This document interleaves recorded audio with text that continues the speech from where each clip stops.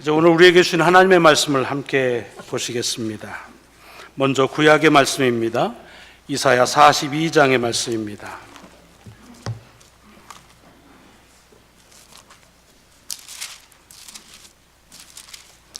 이사야 42장 1절로 9절의 말씀, 개역 개정판 구약 1018페이지에 기록되어져 있습니다. 제가 봉독하겠습니다.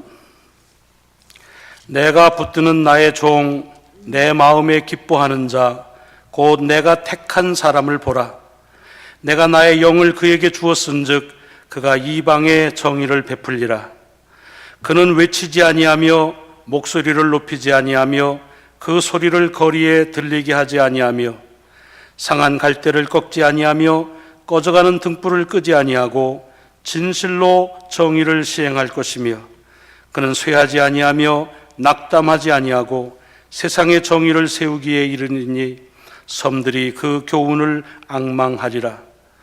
하늘을 창조하여 펴시고 땅과 그 소산을 내시며 땅 위의 백성에게 호흡을 주시며 땅에 행하는 자에게 영을 주시는 하나님 여호와께서 이같이 말씀하시되 나 여호와가 의로 너를 불렀은즉 내가 네 손을 잡아 너를 보호하며 너를 세워 백성의 언약과 이방의 빛이 되게 하리니 네가 눈먼 자들의 눈을 밝히며 갇힌 자를 감옥에서 이끌어내며 흑암에 앉은 자를 감방에서 나오게 하리라. 나는 여호와이니 이는 내 이름이라. 나는 내 영광을 다른 자에게 내 찬송을 우상에게 주지 아니하리라. 보라, 전에 예언한 일이 이미 이루어졌느니라. 이제 내가 새 일을 알리노라. 그 일이 시작되기 전에라도 너희에게 이르노라. 아멘. 신약의 말씀은 사도행전 10장의 말씀입니다.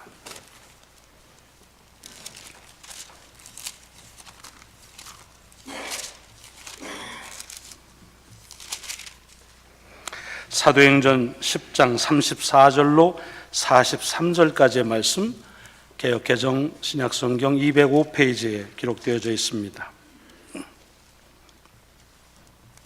봉독합니다. 베드로가 입을 열어 말하되 내가 참으로 하나님은 사람의 외모를 보지 아니하시고 각 나라 중 하나님을 경외하며 의를 행하는 사람은 다 받으시는 줄 깨달았도다. 만유의 주 되신 예수 그리스도로 말미암아 화평의 복음을 전하사 이스라엘 자손들에게 보내신 말씀 곧 요한이 그 세례를 반포한 후에 갈릴리에서 시작하여 온 유대에 두루 전파된 그것을 너희도 알거니와 하나님이 나사렛 예수에게 성령과 능력을 기름 붓듯 하셨음에 그가 두루 다니시며 선한 일을 행하시고 마귀에게 눌린 모든 사람을 고치셨으니 이는 하나님이 함께 하셨음이라. 우리는 유대인의 땅과 예루살렘에서 그가 행하신 모든 일의 증인이라. 그를 그들이 나무에 달아 죽였으나 하나님이 사흘 만에 다시 살리사 나타내시되 모든 백성에게 하신 것이 아니요 오직 미리 택하신 증인 곧 죽은 자 가운데서 부활하신 후 그를 모시고 음식을 먹은 우리에게 하신 것이라. 우리에게 명하사 백성에게 전도하되 하나님이 살아있는 자와 죽은 자의 재판장으로 정하신 자가 곧 이 사람인 것을 증언하게 하셨고 그에 대하여 모든 선지자도 증언하되 그를 믿는 사람들이 다 그의 이름을 힘입어 죄사함을 받는다 하였느니라. 아멘. 아멘. 복음서의 말씀은 마태복음 3장의 말씀입니다. 마태복음 3장 16절과 17절의 말씀을 봉독하겠습니다.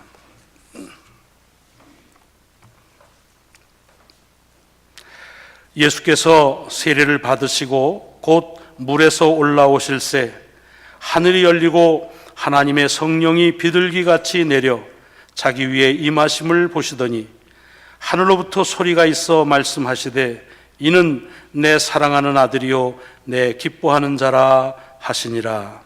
아멘. 아멘.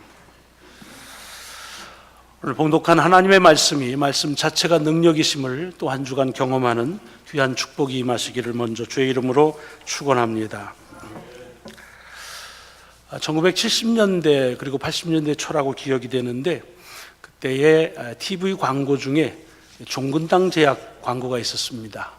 그때 그 마델로 그 제약회사 광고에 출연하신 분이 그때 세브란스 병원의 소아과에 계시는 우리 감리교 장로님이신 이미선 선생님이셨습니다. 이미선 장로님이신데, 이제 그분이 이렇게 초를 하나 켜놓은 데에서 이렇게 기도하시는 모습을 보이면서 거기에 이제 자막이 이렇게 나오고, 그리고서 멘트가 나오는데, 그 멘트가 오늘 본문에 나오는 말씀 중에 한 부분입니다.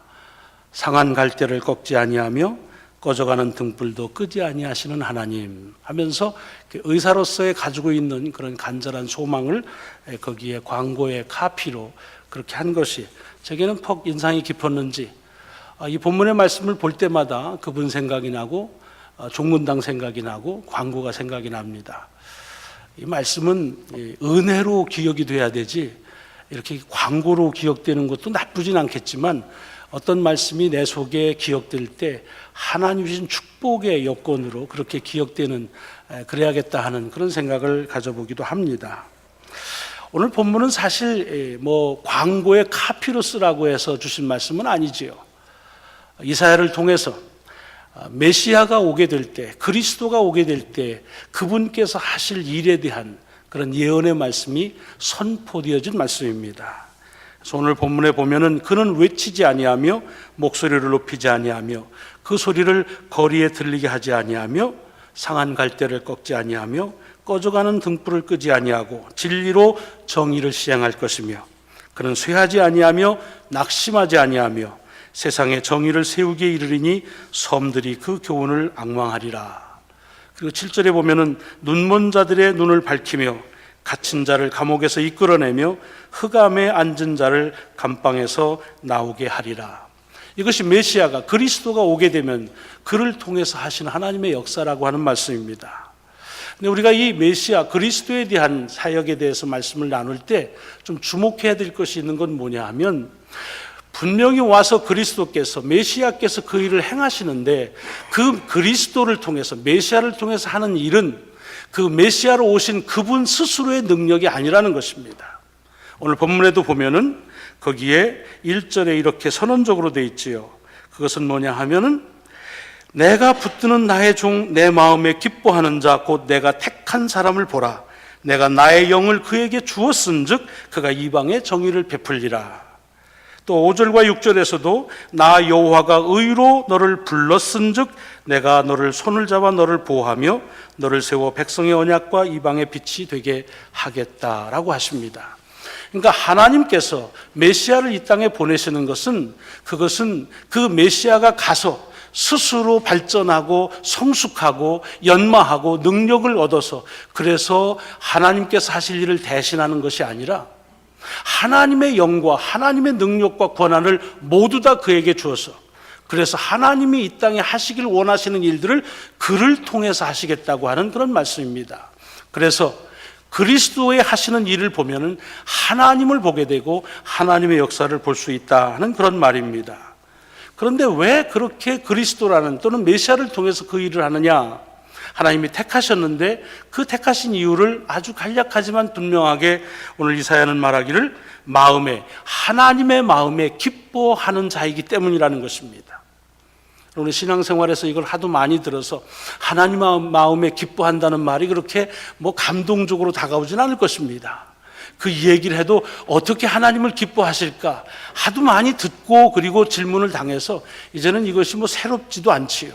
그러나 오늘 본문 속에 보면은 하나님께서 이 땅에 하시는 사역들은 그가 기뻐하는 사람을 통해서 하고 그가 메시아이고 그가 그리스도다 하는 말입니다. 오늘 본문인 복음서의 마태복음을 보면은 그와 같이 예수께서 그리스도로 이 땅에 오셨다고 하는 사실을 이사야가 선포한 그 말씀이 그대로 말씀대로 이루어진 것을 알려주고 있습니다. 마태복음 3장은 주님께서 세례 요한에게 세례를 받으시는 장면입니다. 세례를 받으시고 물에서 올라오실 때 하늘에서 소리가 들립니다. 근데 그 소리가 무슨 소리냐 하면 이는 내 사랑하는 아들이요 내 기뻐하는 자라. 여러분 복음서를 보면 마태복음에 하나님께서 예수 그리스도가 이 땅에 계신 동안에 직접적으로 하나님이 어떤 말씀을 하신 것에 대해서 기록으로 남긴 것은 이것이 유일합니다. 물론 주님께서 기도하셨기 때문에 하나님과 더불어서 많은 대화를 나누셨겠지만은 적어도 복음서 기자가 전하는 기록 가운데에서 하나님께서 그리스도에게 대하여 또 그리스도에게 직접 말씀하신 것은 너는 내 사랑하는 아들이고 내 기뻐하는 자라고 하는 이 한 말씀밖에 없습니다. 물론 복음서를 조금 읽어 내려가시면 제자 3명을 데리고 변화산에 올라가셔서 변형하실 때에 똑같은 말씀이 나오지요. 근데 그때 나온 그 말씀은 사실은 주님에게 하신 말씀이 아니라 이렇게 죽게 하셨던 말씀을 제자를 통해서 다시 한번 재확인하는 그런 말씀입니다. 내가 사랑하는 아들이고 내 기뻐하는 자다. 이것이 예수께서 이제 그리스도로 이 땅에 오셔서 사역을 시작할 때에 그때에 하나님께서 저에게 주셨던 유일하신 메시지입니다. 그리고 오늘 사도행전 10장 신약 성경의 말씀은 바로 그런 예수께서 하늘의 능력과 권세와 권한을 가지고 오셔서 그래서 그리스도로 행하셨다는 사실을 베드로를 통해서 이제 증언하는 이야기입니다. 사도행전 10장은 잘 아시는 대로 고넬료라고 하는 가이사라 지방에 있던 백부장과 베드로의 만남을 통해서 일어난 이야기입니다. 어느 날 고넬료가 기도하는 가운데 이 베드로를 청하라고 하는 응답을 받습니다. 그래서 베드로를 청하지요. 베드로가 혹시 그곳이 이방인의 집이라고 해서 안 갈까 봐 베드로에게도 비전을 줘가지고서 그래서 하나님의 거룩한 것이니까 네가 부정하다 말하지 말라 그러고 이방인의 집을 갑니다. 그래서 고넬료의 집에서 베드로가 만나지요. 그때에 베드로가 묻습니다. 무슨 연고로 나를 오라고 했는가? 나도 그와 같은 경험을 했다라고 할 때 이제 자초지종을 고넬료가 쭉 설명합니다.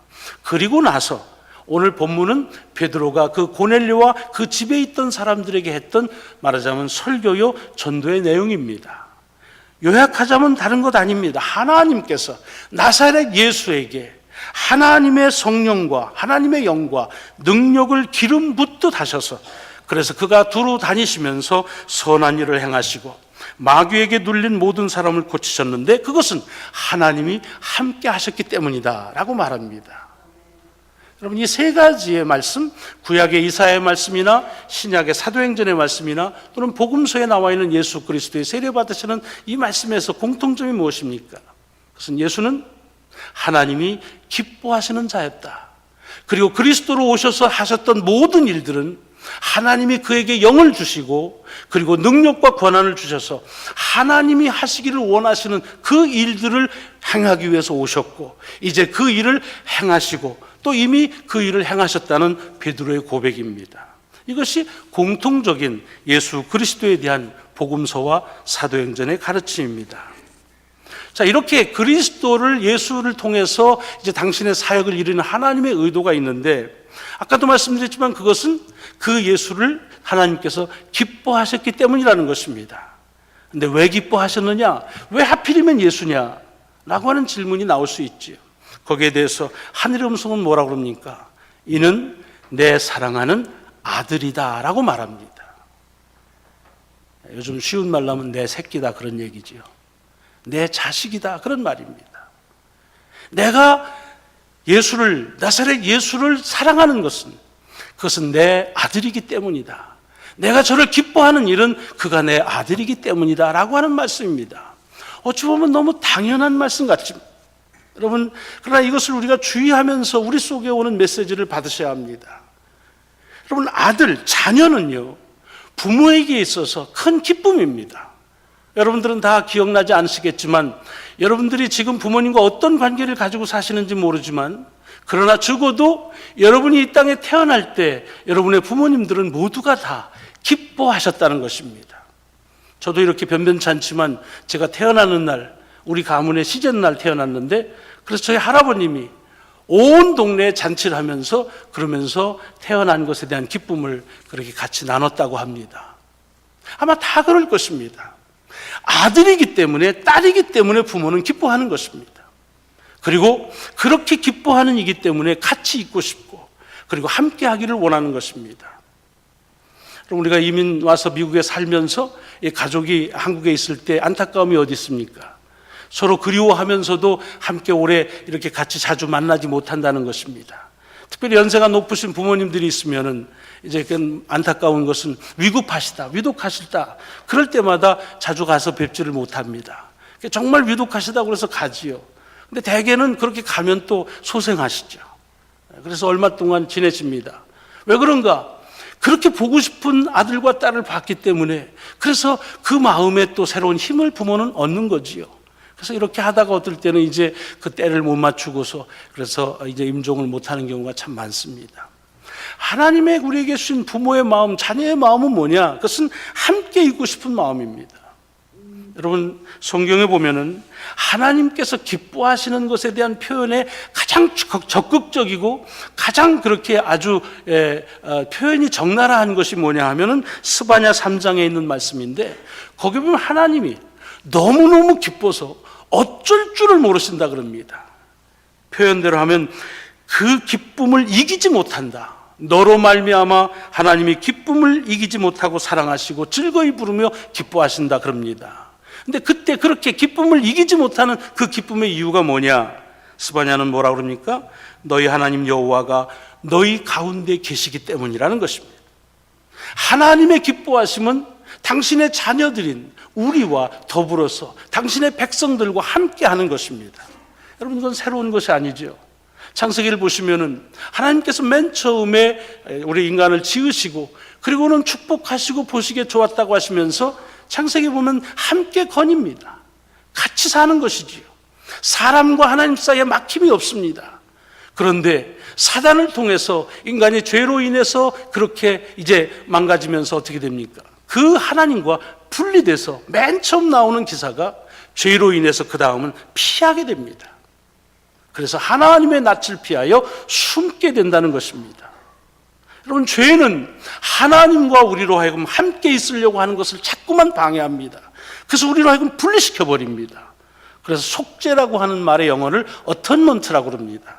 어턴먼트라고 하는 말은 영어의 단어들이 많은 것이 그렇지만 두 단어가 합해진 것입니다. at one이라는, 그래서 명사화하는 멘트를 붙인 겁니다. at one, 다시 하나가 됐다는 말이죠. 속죄가 무엇이냐? 구원이 무엇이냐? 하나님과 더불어서 함께 거닐고 그리고 함께 거하는 그런 모습이 된다는 것입니다. 그것을 우리는 구원이요, 그것을 하나님은 가장 기뻐하신다는 것입니다. 그래서 죄로 인해서 분리되어 있기 때문에 출애굽기에 보면은 하나님께서 이스라엘 백성들 가운데서 하나님의 성전을 짓기를 원하십니다. 여러분, 성전은 이스라엘 백성들이 짓고 싶어진 게 아닙니다. 거기 보면 25장에 당신께서 내가 저들 가운데 거하기를 원하여 저들을 통해서 내 거처를 그들 가운데 짓겠다고 하신 것입니다. 다시 말하면 하나님의 바람은 하나님의 백성, 하나님의 자녀들과 함께 거하는 그런 부모의 마음으로도 우리가 충분하게 가늠할 수 있는 그런 마음이라는 것입니다. 그런데 이렇게 함께 있는 그 예배가 그래서 소중하고, 그래서 이 예배가 이 성전에서 하나님과 함께 한다고 하는 대단히 귀중한 상징적인 그런 행동인데도 불구하고, 구약을 보면은 예언자들을 통해서 하나님께서 아주 이 예배에 대해서 마구 그렇게 신랄하게 비판하십니다. 내가 다시는 너희들의 예배를 받지 않겠다. 내가 다시는 너희들과 함께 거하고 싶지 않다. 이런 그런 말씀을 징계로 하십니다. 여러분, 그 말씀 중에, 그 구체적인 말씀 중에 많이 있지만 미가서의 말씀을 보시면은 미가서에 이런 말씀이 있습니다. 내가 무엇을 가지고 여호와 앞에 나가며 높으신 하나님께 경배할까? 내가 번제물로 일련된 송아지를 가지고 그 앞에 나갈까? 여호와께서 천천의 숫양과 만만의 강물 같은 기름을 기뻐하실까? 내 허물을 위하여 내 맏아들을, 내 영혼의 죄를 말미암아 내 몸의 열매를 드릴까? 지금 예배자의 마음은 뭐냐면 어떻게 하면 하나님이 기뻐하시는 예배를 드릴 수 있을까 합니다. 왜? 예배를 하나님이 가장 기뻐하시기 때문입니다.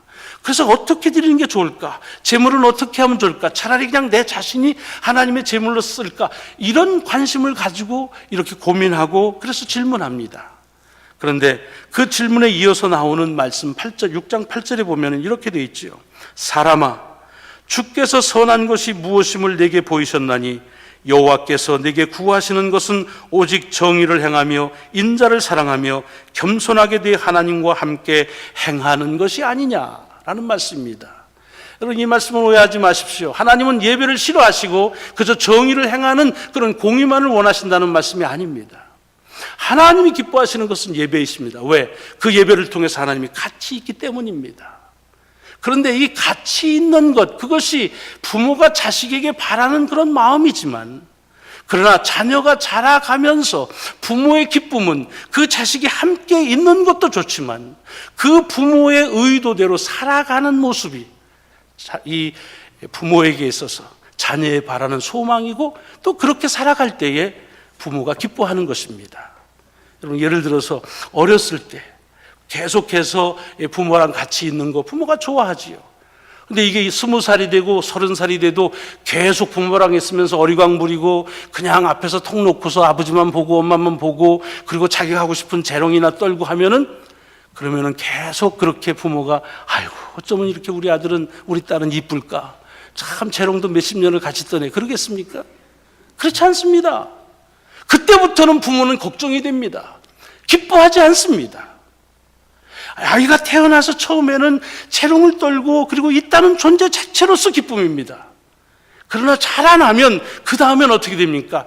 아버지가, 어머니가 원하는 그 의도대로 삶을 살아가는 것이, 그것이 그 아버지와 어머니에 대한 기쁨입니다. 여러분, 이 세례를 주께서 받으시는 것을 아까도 얘기했지만 예수님께서 그리스도로서의 이 땅에서의 사역을, 그 삶을 시작하는 것이라고 그랬습니다. 그때 왜 하나님께서 이는 내 사랑하는 아들이고 내 기뻐하는 자라고 그랬습니까? 예수는 하늘의 보좌에서 하나님과 함께 했습니다.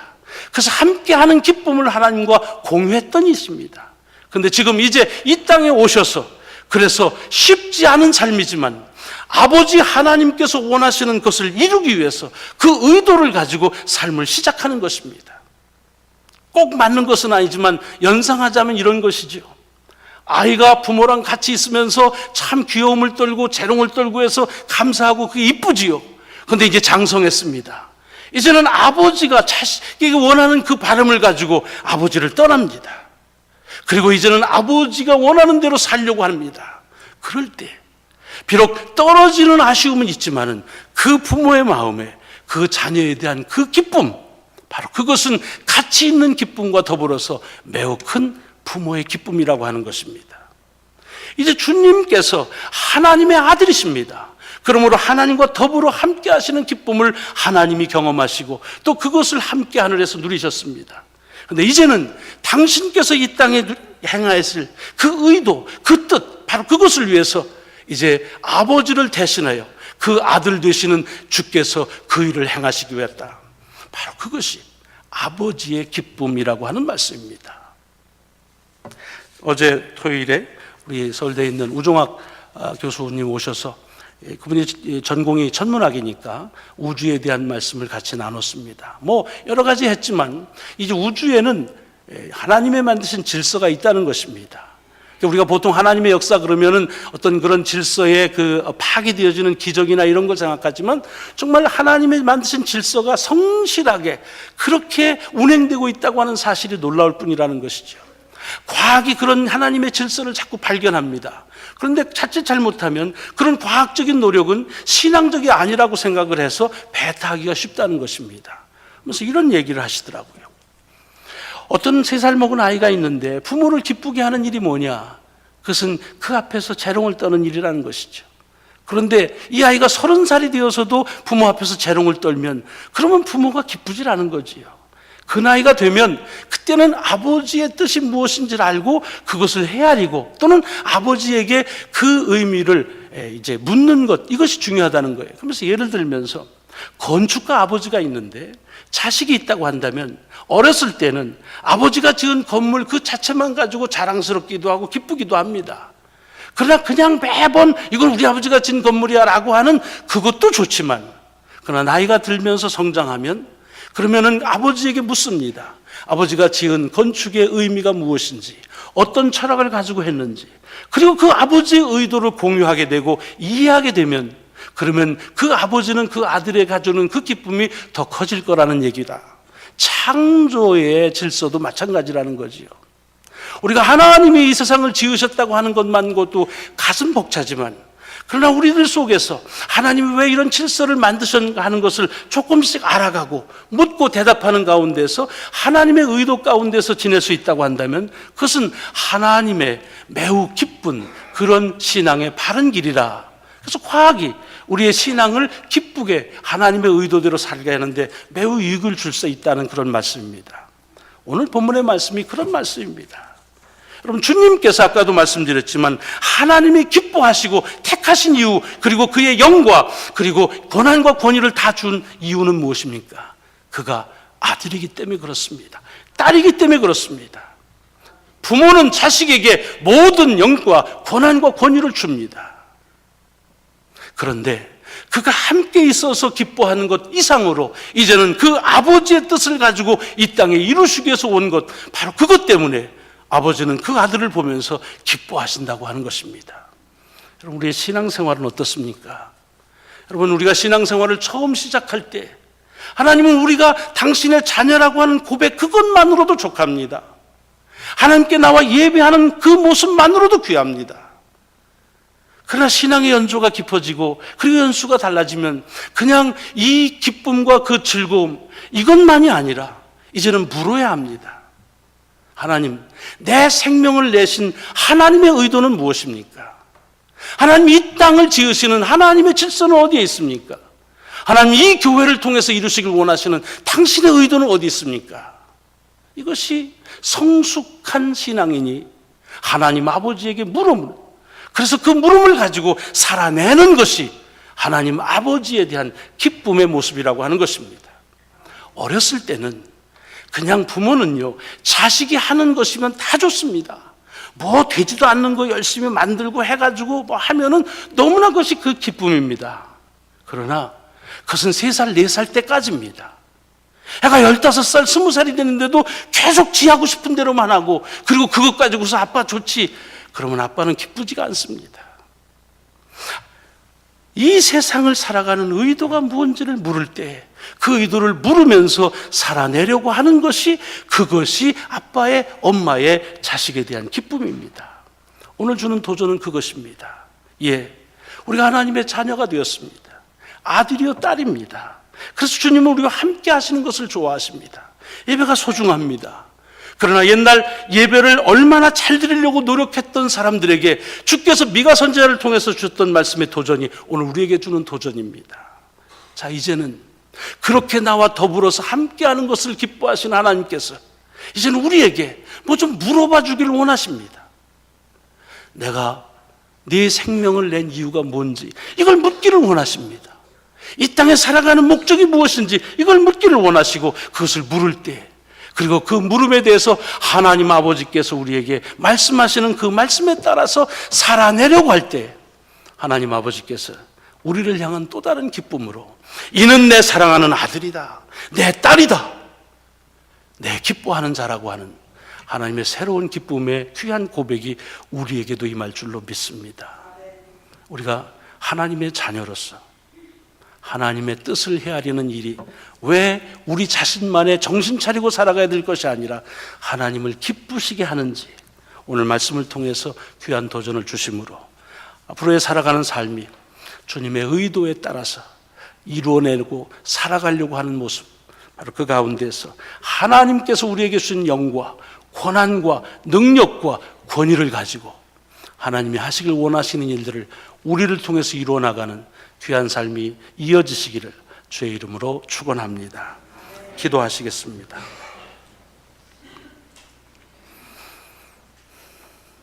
주의 자녀를 삼으셔서 주님과 함께 있는 모습만으로도 참으로 하나님의 기쁨이 되십니다.